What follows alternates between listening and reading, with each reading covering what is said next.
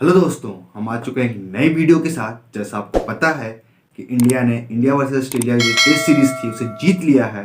तो इसी जीत के कुछ किस्से हैं जो हम सुनेंगे लल्लन टॉप के एंकर सौरभ द्विवेदी के साथ। लेकिन मैं वीडियो स्टार्ट करूं उससे पहले आपसे कहना चाहूँगा कि अगर आप चैनल पर नए हो तो प्लीज़ चैनल को सब्सक्राइब कर लो और साथ साथ बेल आइकन को दबाना न भूलिएगा। आइए चलिए वीडियो को स्टार्ट करते हैं। एक अंग्रेजी फिल्म है सच्ची घटनाओं पर आधारित अनब्रोकन। ये एक अमेरिकी सैनिक की कहानी है जिसका नाम है लुई ज़ैम्परनी। एक समय के ओलंपियन, फिर सेकेंड वर्ल्ड वॉर में जंग के मैदान में गए। एक रोज उनका प्लेन क्रैश हो जाता है। 47 दिनों तक वीरान समंदर से लड़ाई। इस मुसीबत के आगे जापानी थे।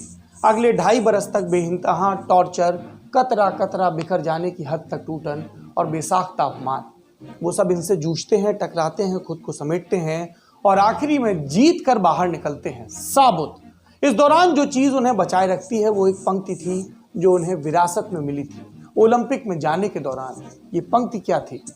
One moment of pain is worth a lifetime of glory. पीड़ा से भरा एक पल जीवन भर का यश लेकर आता है। ये पंक्ति एक बार फिर चरितार्थ हुई। किसी युद्ध भूमि में नहीं, किसी टॉर्चर कैंप में नहीं, बल्कि क्रिकेट के मैदान में एक अभेद्य किले को भेद दिया गया। एक ऐसी टीम के द्वारा जिसकी काबिलियत शुरुआत से ही सवालों के घेरे में रखी जा रही थी। क्रिकेट की बारीकियों के उस्ताद भविष्यवाणियां कर बैठे, अपने कहे को पत्थर पर लिख दिया ताकि मिटाने की गुंजाइश न रहे। उन्होंने रेस शुरू होने से पहले ही विजेता का ऐलान कर दिया।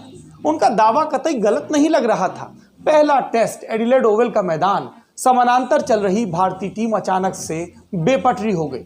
दबाव हावी हुआ, 36 के स्कोर पर पूरी टीम आउट।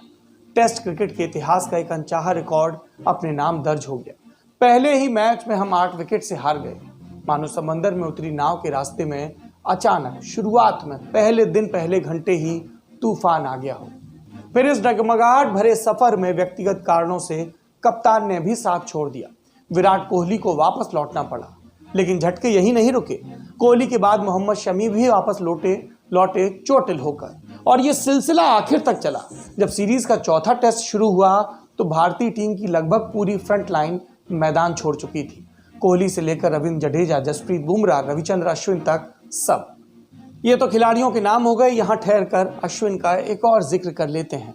उन्हें चुनौती मिली थी विपक्षी खेमे के सेनापति से एक धमकी की शक्ल में, सी यू एट गाबा में देख लेंगे। ये दमखम उस आंकड़े से उपजा था जिसमें सिमटा था 33 वर्षों का इतिहास, जिसके मुताबिक टेस्ट क्रिकेट में ऑस्ट्रेलिया को गाबा में हराना मुश्किल ही नहीं, नामुमकिन था। सीरीज का चौथा टेस्ट ब्रिस्बेन क्रिकेट ग्राउंड। ये मैदान वुलोन गाबा इलाके में है, इसलिए पॉपुलर कल्चर में से गाबा भी कहते हैं। सख्त पिचें, कपा देने वाली तेज रफ्तार गेंदें और जबरदस्त उछाल, ये यहाँ की खासियत है।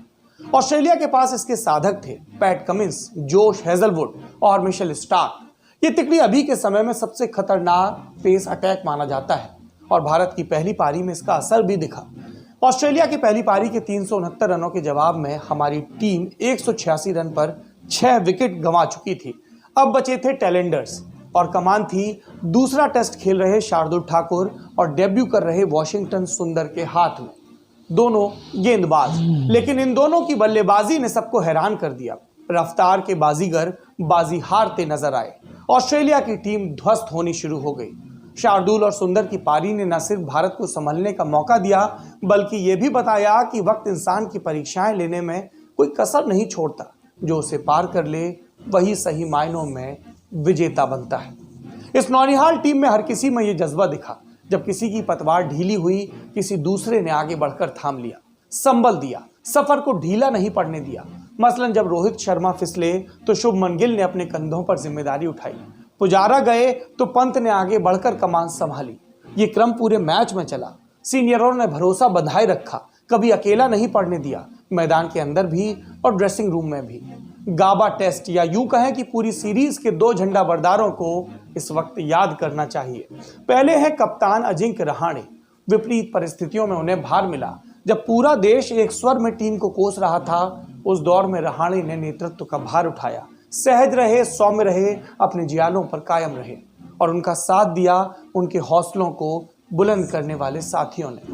रहाणे जानते थे चीज़ें अपनी गति से चलती हैं और उस गति के बीच जो अपना संयम और संतुलन बनाए रखे उसी की उपलब्धि गूंजती है। आज रहाणे की उपलब्धि गूंज रही है।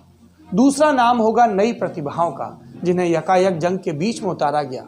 उन्होंने अपने होश नहीं खोए, वो बरकरार रखा, हर मुश्किल का डटकर सामना किया, चाहे वो स्टेडियम से आती घटिया नस्ली टिप्पणियां हो या फिर विरोधी टीम से होती हुई स्लेजिंग।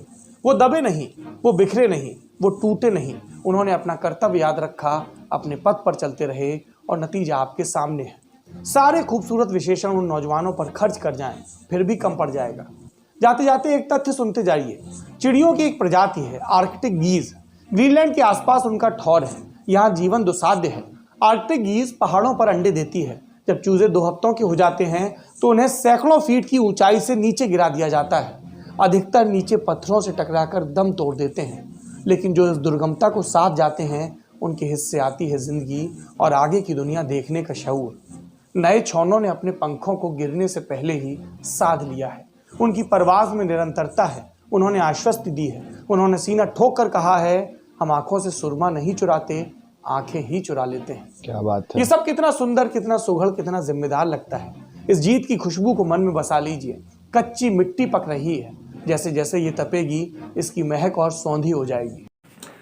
हाँ तो दोस्तों, जैसा आपने सुना सौरभ द्विवेदी को, उन्होंने काफ़ी अच्छे से पूरी कहानी को समझाया कि कैसे टीम इंडिया की शुरुआत हुई, कैसे उनको दिक्कतों का सामना करना पड़ा और लेकिन फिर उन्होंने डट का सामना उसका किया और आखिर में जाके उनको जीत हासिल हुई। तो मुझे नहीं लगता कि अब मुझे कुछ कहने की ज़रूरत है।